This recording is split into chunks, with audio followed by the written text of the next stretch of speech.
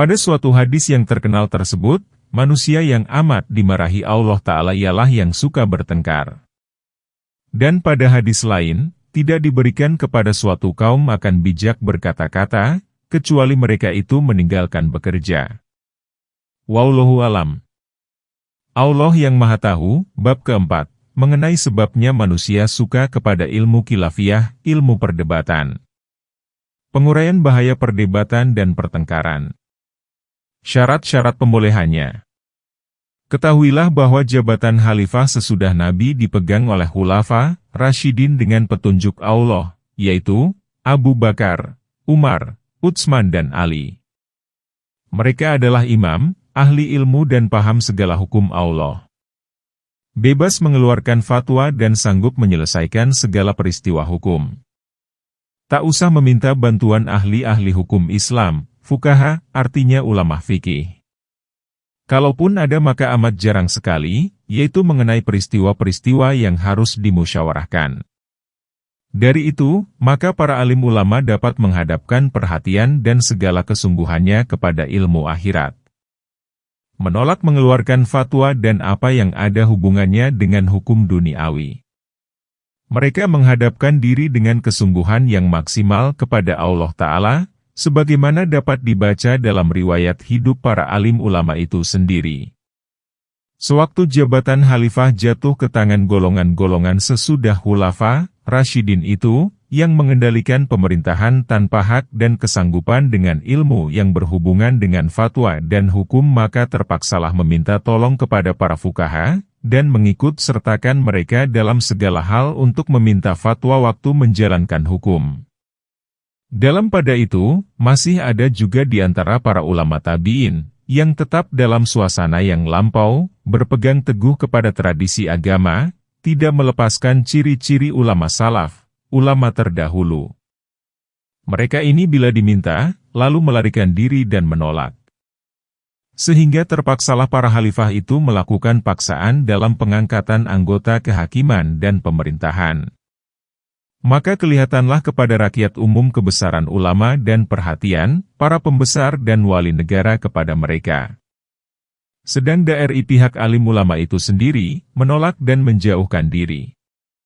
Lalu rakyat umum tampil menuntut ilmu pengetahuan, ingin memperoleh kemuliaan dan kemegahan dari para pembesar negeri. Mereka bertekun mempelajari ilmu yang berhubungan dengan fatwa dan hukum. Kemudian datang memperkenalkan diri kepada para wali negeri, memohonkan kedudukan dan jabatan. Di antaranya ditolak dan ada juga yang diterima. Yang diterima tidak luput dari kehinaan meminta-minta dan mohon dikasihani. Maka jadilah para fuqaha itu meminta sesudah tadinya diminta. Hina dengan menyembah-nyembah kepada pembesar sesudah tadinya mulia dengan berpaling dari penguasa-penguasa itu. Yang terlepas dari keadaan tersebut ialah orang-orang dari para ulama agama Allah yang memperoleh taufik daripadanya. Amat besar perhatian pada masa itu kepada ilmu fatwa dan hukum karena sangat diperlukan, baik di daerah-daerah atau di pusat pemerintahan. Sesudah itu lahirlah dari orang-orang terkemuka dan pembesar golongan yang suka memperhatikan percakapan manusia tentang kaidah-kaidah, keyakinan, kepercayaan dan tertarik hatinya mendengar dalil-dalil yang dikemukakan. Maka timbullah kegemaran bertukar pikiran dan berdebat dalam ilmu kalam, berkata-kata. Perhatian orang banyak pun tertumpah kepada ilmu itu. Lalu diperbanyak karangan dan disusun cara berdebat. Dan dikeluarkanlah ulasan tentang mana kata-kata yang bertentangan. Mereka mendakwakan bahwa tujuannya ialah mempertahankan agama Allah dan sunnah Nabi, serta membasmi bid'ah yang diada-adakan sebagaimana orang-orang sebelum mereka ini, mendakwakan untuk agama dengan bekerja dalam lapangan fatwa dan mengurus perihal hukum. Karena belas kasihan kepada makhluk Tuhan dan untuk pengajaran kepada mereka. Sesudah itu muncul lagi, dari kalangan terkemuka orang-orang yang memang tidak benar terjun ke dalam ilmu kalam, berkata-kata, dan membuka pintu perdebatan di dalamnya. Sebab telah menimbulkan kefanatikan yang keji dan permusuhan yang meluap-luap, yang membawa kepada pertumpahan darah dan penghancuran negeri. Tetapi golongan ini tertarik kepada bertukar pikiran tentang fikih dan khusus memperbandingkan mana yang lebih utama di antara mazhab Syafi'i dan mazhab Abu Hanifah. Maka manusia pun meninggalkan ilmu kalam, berkata-kata, dan bahagian-bahagiannya, terjun ke dalam masalah-masalah khilafiyah antara aliran Syafi'i dan Abu Hanifah khususnya.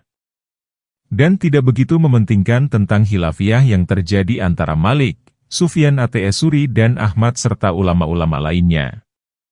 Mereka mendakwakan bahwa maksudnya adalah mencari hukum agama secara mendalam, menetapkan alasan-alasan mazhab dan memberikan kata pengantar bagi pokok-pokok fatwa.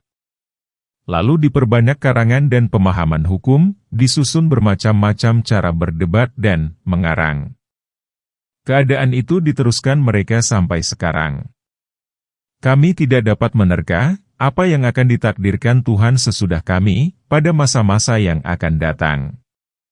Maka inilah kiranya penggerak kepada orang sampai bertekun dalam masalah khilafiyah dan perdebatan. Tidak lain.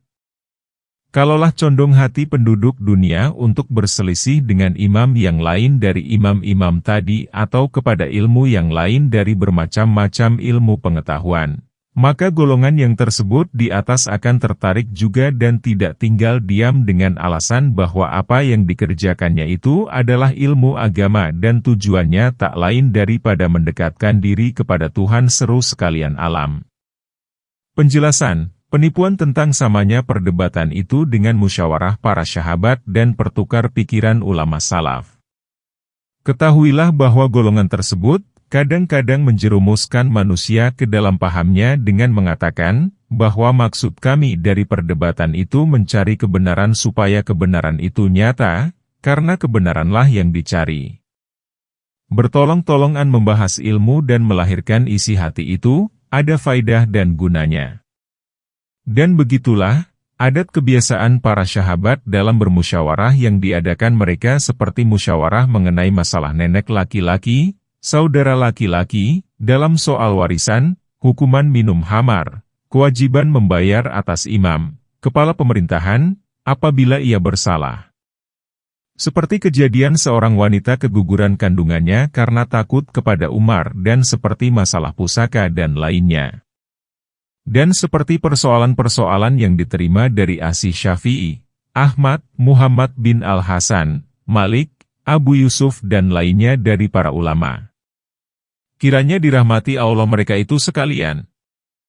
Akan tampak kepada Anda penipuan itu, dengan apa yang akan saya terangkan ini. Yaitu, benar bahwa bertolong-tolongan mencari kebenaran itu sebahagian dari agama. Tetapi mempunyai syarat dan tanda yang 8 macam. Pertama, bahwa tidak bekerja mencari kebenaran yang termasuk dalam fardhu kifayah itu, orang-orang yang belum lagi menyelesaikan fardhu ain. Dan orang yang masih berkewajiban dengan sesuatu fardhu ain, lalu mengerjakan fardhu kifayah dengan dakwaan bahwa maksudnya benar, adalah pendusta. Contohnya seumpama orang yang meninggalkan syalatnya sendiri, bekerja menyediakan kain dan menjahitkannya dengan mengatakan, bahwa maksudku hendak menutup aurat orang yang bersyalat telanjang dan tidak memperoleh kain. Penjawaban itu mungkin cocok dan bisa saja terjadi, seumpama apa yang didakwakan oleh ahli fikih, bahwa kejadian hal-hal yang luar biasa, yang menjadi bahan pembahas dan perselisihan itu, bukan tidak mungkin. Yang jelas, orang-orang yang asyik bertengkar itu, menyia-nyiakan urusan yang telah disepakati atas fardhu ainnya. Orang yang dihadapkan kepadanya untuk mengembalikan barang simpanan sekarang juga, lalu tegak berdiri bertakbir melakukan sholat suatu ibadah yang mendekatkan manusia kepada Tuhannya adalah berdosa. Jadi tidak cukup untuk menjadi seorang yang taat, sebab perbuatannya termasuk perbuatan taat, sebelum dijaga padanya waktu, syarat dan tata tertib pada mengerjakannya. Kedua, bahwa tidak melihat fardhu kifayah itu lebih penting dari perdebatan. Jika ia melihat ada sesuatu yang lebih penting, lalu mengerjakan yang lain maka berdosalah ia dengan sikapnya itu. Contohnya seumpama orang yang melihat serombongan orang kehausan yang hampir binasa dan tak ada yang menolongnya. Orang tadi sanggup menolong dengan memberikan air minum. Tetapi dia pergi mempelajari berbekam dengan mendakwakan bahwa pelajaran berbekam itu termasuk fardhu kifayah dan kalau kosong negeri dari pengetahuan berbekam maka akan binasalah manusia. Dan kalau dikatakan kepadanya bahwa dalam negeri banyak ahli bekam dan lebih dari cukup, lalu dijawabnya bahwa ia tidak dapat merubah pekerjaan berbekam menjadi tidak fardhu kifayah. Artinya jika ada satu orang yang mengerjakannya maka selesai urusan itu, lagi. Maka peristiwa orang yang pergi mempelajari berbekam dan menyia-nyiakan nasib orang yang menghadapi bahaya kehausan itu, dari orang muslimin, samalah halnya dengan peristiwa orang yang asyik mengadakan perdebatan sedang dalam negeri terdapat banyak fardhu kifayah yang disia-siakan, tak ada yang mengerjakannya. Mengenai fatwa, pernyataan maka telah bangun segolongan manusia melaksanakannya. Tak ada satu negeri pun yang di dalamnya fardhu kifayah, yang tidak disia-siakan. Dan para ulama fikih tidak menaruh perhatian kepadanya. Contoh yang paling dekat ialah ilmu kedokteran. Hampir seluruh negeri tidak didapati seorang dokter muslim yang boleh diperpegangi kesaksiannya mengenai sesuatu yang dipegang pada agama atas saran dokter. Dan tak ada seorang pun daripada ahli fikih yang suka bekerja dalam lapangan kedokteran. Begitu pula amar ma'ruf dan nahi mungkar, termasuk dalam fardhu kifayah. Kadang-kadang seorang pendebat dalam majelis perdebatan melihat sutera dipakai dan dipasang pada tempat duduk. Dia tinggal berdiam diri dan terus berdebat dalam persoalan yang sekalipun tak pernah terjadi. Kalaupun terjadi maka bangunlah serombongan fukaha menyelesaikannya. Kemudian mendakwakan bahwa maksudnya dengan fardhu kifayah tadi, ialah mendekatkan diri kepada Allah Ta'ala. Diriwayatkan Anas bahwa orang bertanya kepada Nabi, apabilakah amar ma'ruf dan nahi mungkar itu ditinggalkan orang?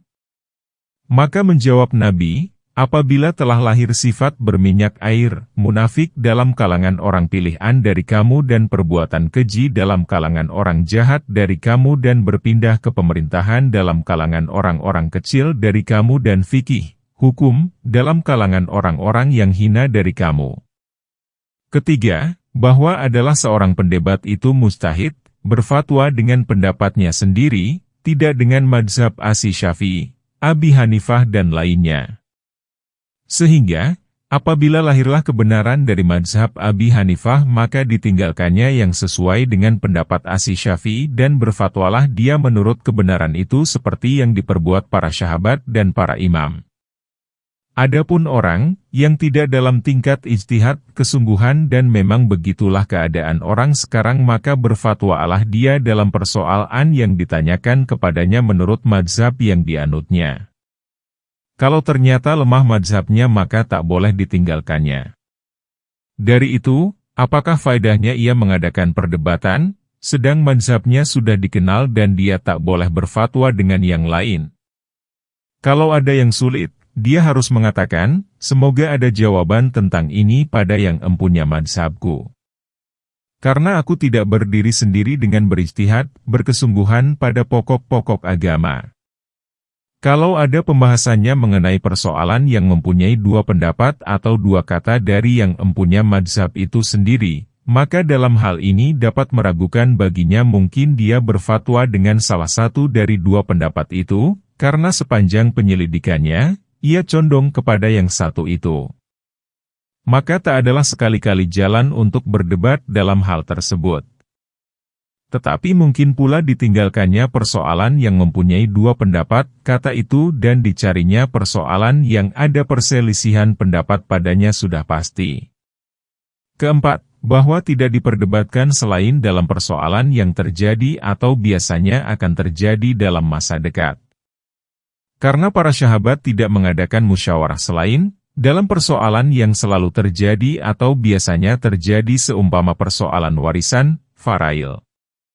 Tetapi, kami tidak melihat tukang berdebat itu mementingkan pengecaman dengan mengeluarkan fatwa tentang persoalan yang sering terjadi. Akan tetapi mereka memukul tambur dengan suara nyaring, supaya lingkaran pertengkaran itu semakin meluas dengan tak memikirkan apa yang akan terjadi. Kadang-kadang ditinggalkan mereka persoalan yang banyak terjadi itu dengan mengatakan, itu soal kabar angin atau soal yang daik tepikan yang tak layak diperdengarkan. Yang mengherankan, ialah tujuan mereka mencari kebenaran. Tetapi persoalan yang semacam itu ditinggalkan, beralasan kabar angin. Dan pada kabar angin tak dapat diperoleh kebenaran. Atau persoalan itu tak layak diketengahkan ke muka umum. Mengenai hal ini, tak usah kami perpanjang kalam, berkata-kata. Menuju kepada kebenaran biarlah dengan kata yang ringkas, lekas menyampaikan kepada maksud, tidak berpanjang-panjang.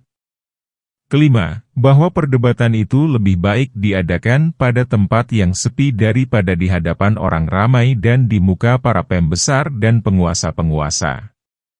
Pada tempat yang sepi, pemikiran itu dapat dipusatkan dan lebih layak untuk memperoleh kejernihan hati, pikiran dan kebenaran. Kalau di muka umum, dapat menggerakkan ria, mendorong masing-masing pihak untuk menjadi pemenang, benar dia atau salah. Anda tahu bahwa orang suka ke tempat umum dan di hadapan orang banyak, tidaklah karena Allah Ta'ala. Kalau di tempat yang sepi, masing-masing mau memberikan kesempatan waktu kepada kawannya untuk berpikir dan berdiam diri. Kadang-kadang dimajukan saran dan dibiarkan tidak menjawab dengan cepat. Tetapi bila di muka umum di hadapan pertemuan besar, masing-masing pihak tidak mau meninggalkan kesempatan, sehingga mau dia saja yang berbicara. Keenam, bahwa dalam mencari kebenaran itu, tak ubahnya seperti orang mencari barang hilang. Tak berbeda antara diperolehnya sendiri atau orang lain yang menolongnya. Dia memandang temannya berdebat itu penolong, bukan musuh. Diucapkannya terima kasih, waktu diberitahukannya kesalahan dan dilahirkannya kebenaran. Seumpama kalau dia mengambil jalan mencari barangnya yang hilang, lalu temannya memberitahukan bahwa barang yang hilang itu berada pada jalan yang lain. Tentu akan diucapkannya terima kasih, bukan dimakinya. Tentu akan dimuliakannya dan disambutnya dengan gembira. Demikianlah adanya musyawarah para sahabat Nabi itu. Seorang wanita pernah membantah keterangan Umar dan menerangkan kepadanya yang benar, di waktu Umar sedang berpidato di hadapan rakyat banyak. Maka menjawab Umar, benar wanita itu dan salah laki-laki ini? Bertanya seorang laki-laki kepada Ali. Lalu Ali memberi penjawaban atas pertanyaan itu.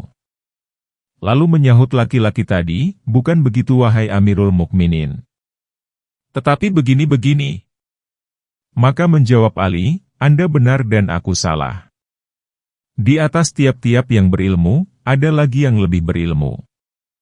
Ibnu Mas'ud menyalahkan Abu Musa al-Asy'ari dalam suatu persoalan. Maka berkata Abu Musa, janganlah kamu bertanya kepadaku tentang sesuatu, selama tokoh ini masih di hadapan kita. Persoalan itu yaitu Abu Musa ditanyakan tentang orang yang berperang sabilullah lalu tewas, maka menjawab Abu Musa, masuk surga. Abu Musa ketika itu menjadi amir di Kufah. Tatkala mendengar penjawaban Abu Musa tadi, maka bangun Ibnu Mas'ud seraya berkata, ulang lagi pertanyaan tersebut kepada amir itu, barangkali dia belum mengerti. Yang hadir mengulangi lagi pertanyaan di atas dan Abu Musa menjawab pula seperti tadi. Maka berkata Ibnu Mas'ud, saya mengatakan bahwa jika orang itu tewas maka ia memperoleh kebenaran, maka dia dalam surga. Maka menjawab Abu Musa, yang benar ialah yang dikatakan Ibnu Mas'ud. Demikianlah kiranya keinsyafan bagi orang yang mencari kebenaran. Kalau umpamanya seperti itu sekarang dikatakan kepada seorang ahli fikih kaliber kecil saja, tentu dibantahnya dan dikesampingkannya dengan mengatakan, tak perlu dikatakan, diperolehnya kebenaran, sebab hal itu semua orang sudah tahu. Lihatlah tukang-tukang berdebat masa kita sekarang ini, apabila kebenaran itu datang dari mulut lawannya, maka hitamlah mukanya. Dia merasa malu dan berusaha sekuat tenaganya, menentang kebenaran tadi. Dan betapa pula dicacinya terus-menerus selama hidupnya, orang yang telah mematahkan keterangannya itu. Kemudian tidak pula malu menyamakan dirinya dengan para sahabat tentang bekerja sama dan tolong-menolong mencari kebenaran. Ketujuh, jangan dilarang teman yang berdebat, berpindah dari satu dalil ke lain dalil dan dari satu persoalan ke lain persoalan. Demikianlah adanya perdebatan ulama salaf pada masa yang lampau. Tetapi sekarang lain, dari mulut orang berdebat itu meluncur seluruh bentuk pertengkaran yang tidak-tidak, baik terhadap dirinya sendiri atau terhadap orang lain. Seumpama katanya, ini tidak perlu saya sebutkan. Itu bertentangan dengan keterangan saudara yang pertama. Dari itu tidak diterima. Sebenarnya, kembali kepada kebenaran adalah merombak yang batil, salah dan wajib diterima. Anda melihat sekarang seluruh majelis perdebatan, habis waktunya menolak dan bertengkar, sampai memberi keterangan dengan alasan-alasan sangkaan.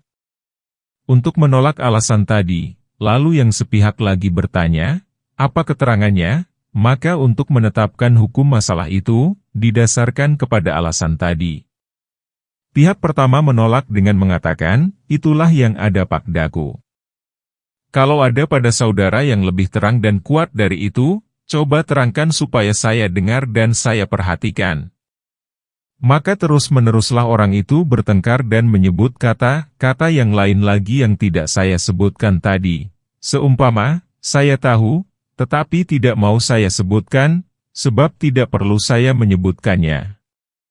Yang sepihak lagi mendesak untuk diterangkan apa yang disebutnya itu. Tetapi pihak yang kedua ini tetap menolak. Bertele-tele majelis perdebatan itu dengan bersoal dan berjawab. Pihak yang mengatakan bahwa dia tahu, tetapi tidak bersedia menerangkannya, beralasan tidak perlu, adalah bohong, membohongi agama. Karena bila sebenarnya ia tidak tahu, tetapi mengatakan tahu supaya lawannya lemah, maka dia itu adalah seorang fasik, pendusta, durhaka kepada Allah dan berbuat yang dimarahi Allah dengan mengatakan tahu, padahal tidak. Kalau benar ia tahu, maka dia menjadi seorang fasik karena menyembunyikan apa yang diketahuinya dari ilmu agama, sedang saudaranya seagama telah bertanya untuk mengerti dan mengetahuinya. Kalau saudara seagama itu seorang yang berilmu, maka dia dapat kembali kepada kebenaran. Kalau seorang yang berilmu kurang, maka lahirlah kekurangannya dan dapatlah ia keluar dari kegelapan bodoh kepada sinar ilmu yang terang benderang. Dan tak hilaf lagi bahwa melahirkan apa yang diketahui dari ilmu agama setelah ditanyakan, adalah wajib dan perlu.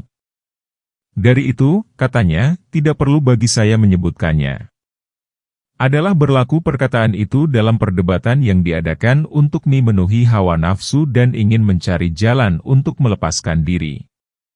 Kalau bukan demikian, maka menerangkan yang diketahui itu adalah wajib sepanjang agama. Maka dengan enggannya menerangkan, jadilah dia pendusta atau fasik. Perhatikanlah musyawarah para sahabat dan bersoal jawab para ulama salaf. Adakah Anda mendengar semacam itu? Adakah dilarang orang berpindah dari satu dalil ke dalil yang lain, dari kias ke perkataan sahabat dan dari hadis ke ayat? Tidak, bahkan seluruh perdebatan mereka termasuk ke dalam golongan tadi. Karena mereka menyebutkan apa yang terguris di hati, dengan tidak sembunyi-sembunyi. Dan masing-masing mendengarnya dengan penuh perhatian. Kedelapan, bahwa perdebatan itu diadakan dengan orang yang diharapkan ada faedahnya bagi orang itu, seperti orang yang sedang menuntut ilmu.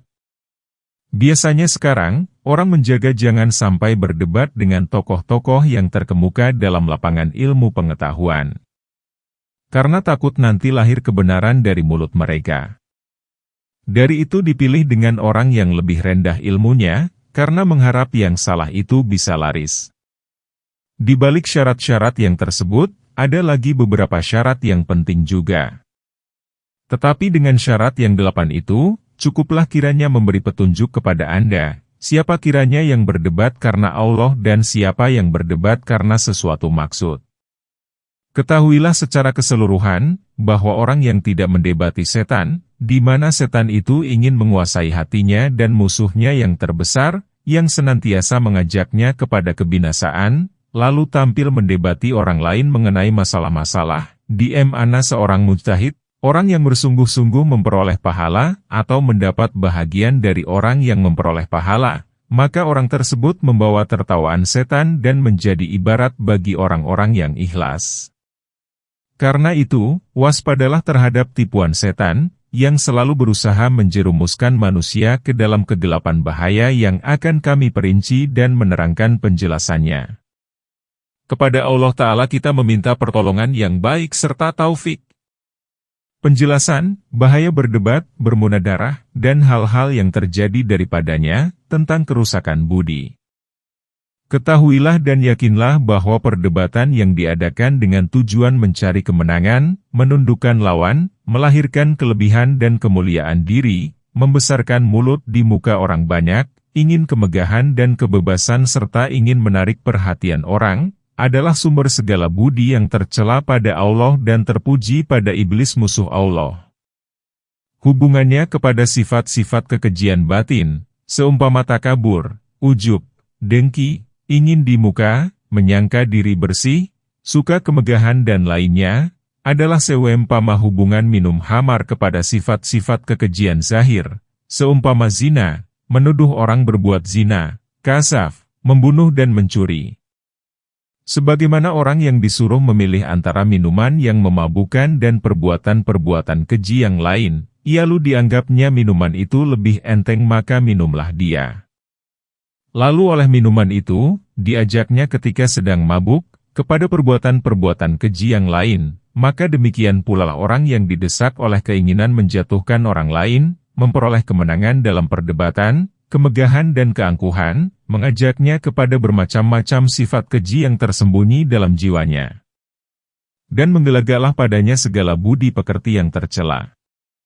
Segala budi pekerti itu akan diterangkan nanti dalil-dalilnya, baik hadis atau ayat yang menyatakan tercelanya pada bahagian sifat-sifat yang membinasakan. Sekarang kami tunjukkan keseluruhan sifat-sifat jahat yang ditimbulkan oleh munadarah berdebat itu. Di antaranya, dengki. Bersabda Nabi, dengki itu memakan yang baik seperti api memakan kayu kering. Seorang pendebat tidak terlepas dari sifat dengki. Karena dia sekali menang, sekali kalah. Sekali kata-katanya dipuji orang dan sekali kata-kata lawannya dipuji orang. Selama di dunia ini ada orang yang dipandang lebih banyak ilmunya dan pemandangannya atau disangka lebih cakap dan lebih kuat pemandangannya, maka selama itu pula, ada orang yang dengki kepadanya dan mengharap nikmat itu hilang dan berpindah kepada orang yang dengki itu. Dengki adalah api yang membakar. Orang yang menderita penyakit dengki, di dunia beroleh azab sengsara dan kemelaratan dan di akhirat lebih hebat dan dahsyat lagi. Karena itulah, berkata Ibnu Abbas, ambillah ilmu pengetahuan di mana saja kamu dapati. Dan janganlah kamu terima perkataan fukaha, karena di antara sesama mereka itu berselisih satu sama lainnya, seperti berselisihnya kambing-kambing jantan dalam kandang. Di antara sifat-sifat jahat itu, takabur dan mau tinggi sebenang dari orang lain. Bersabda Nabi, barang siapa takabur, niscaya direndahkan oleh Tuhan dan barang siapa merendahkan diri, niscaya ditinggikan oleh Tuhan. Bersabda Nabi menceritakan firman Allah Ta'ala, kebesaran itu kain sarungku, takabur itu selendangku. Maka barang siapa bertengkar denganku tentang yang dua itu, niscaya aku binasakan dia. Selalulah orang yang berdebat itu menyombong terhadap teman dan kawannya, ingin lebih tinggi dari yang wajar. Sehingga mereka berperang tanding dalam majelis perdebatan, berlomba-lomba meninggi dan merendahkan, mendekati dan menjauhkan diri dari tiang tengah, dahulu mendahulukan masuk pada jalan yang sempit. Kadang-kadang si bodoh dan si keras kepala dari mereka, mengemukakan alasan bahwa maksudnya dengan perdebatan itu memelihara kemuliaan ilmu dan, bahwa orang mukmin itu dilarang menghinakan diri. Lalu mengatakan tentang sifat merendahkan diri, tawadlu, yang dipujikan Allah dan para nabinya dengan menghinakan diri dan tentang sifat takabur yang dicelai Allah dengan memuliakan agama, merupakan penyelewengan nama dan menyesatkan orang banyak, sebagaimana yang telah diperbuat terhadap nama hikmah, ilmu dan lainnya. Di antara sifat-sifat jahat itu, dendam. Hampir seluruh orang yang suka berdebat tidak terlepas dari sifat pendendam. Nabi pernah bersabda, orang mukmin tidaklah pendendam. Banyaklah dalil yang mencela sifat pendendam itu, yang tak tersembunyi lagi. Seorang yang mengambil bahagian dalam perdebatan, tidak sanggup membersihkan jiwanya dari sifat pendendam, terhadap orang yang menyambut dengan baik keterangan lawannya, sedang terhadap keterangannya sendiri dipandang sepi dan tidak diperhatikan dengan baik. Apabila dilihatnya demikian, maka bersemilah dalam hatinya penyakit dendam, makin lama makin mendalam. Akhirnya menjadi sifat munafik yang tersembunyi dan membayang kepada zahir, yang biasanya tidak dapat dibantah lagi. Bagaimanakah melepaskan diri dari ini? Dan tidak tergambar kesepakatan seluruh pendengar untuk memperkuatkan keterangannya dan memandang baik dalam segala hal, caranya menolak dan memberi alasan. Bahkan jika timbul dari lawannya sedikit saja yang menyebabkan kurang perhatian kepada perkataannya, maka tertanamlah dalam dadanya sifat pendendam, itu yang payah hilang sampai bercerai badan dengan nyawa. Di antara sifat-sifat yang jahat itu, mengumpat. Sifat mengumpat itu diserupakan oleh Allah dengan memakan bangkai. Maka senantiasalah orang yang berdebat itu memakan bangkai. Karena dia tidak dapat melepaskan diri dari menceritakan lawannya dan mencacinya. Paling tinggi, dipeliharanya kebenaran dalam ceriteranya dan tidak membohong. Maka diceritakannya sudah pasti keadaan-keadaan yang menunjukkan kekurangan ilmu lawan, kelemahan dan kurang kelebihannya. Dan itulah mengumpat namanya sedang berdusta, yaitu mengada-adakan yang tidak-tidak. Begitu pula tidak sanggup dia menjaga idahnya dari membentangkan hal keadaan orang yang menentang perkataannya dan memperhatikan lawannya dan menerimanya. Sehingga orang itu disebutnya bodoh, dungu, kurang paham dan bebal. Di antara sifat-sifat yang jahat itu membersihkan diri. Berfirman Allah Ta'ala, janganlah kamu membersihkan dirimu. Dialah, Allah, yang maha mengetahui siapa yang bertakwa. Surat 53 ayat 32. Ditanyakan kepada seorang ahli, hikmah, hukama, manakah kebenaran yang buruk? Menjawab hukama, itu, memuji manusia akan dirinya. Tidaklah terlepas, si pendebat itu memuji dirinya dengan kekuatan, kemenangan dan kelebihan dari teman-temannya.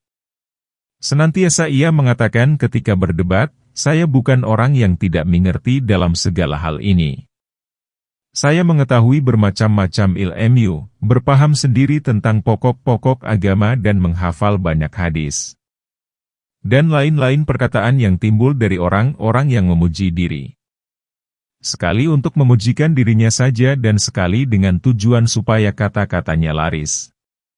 Sebagai dimaklumi bahwa memuji diri sendiri, baik ada ataupun tidak ada yang disebutkan itu, adalah tercela sepanjang agama dan akal pikiran yang sehat. Di antara sifat-sifat yang jahat itu, mengintip dan mengikuti hal ihwal orang.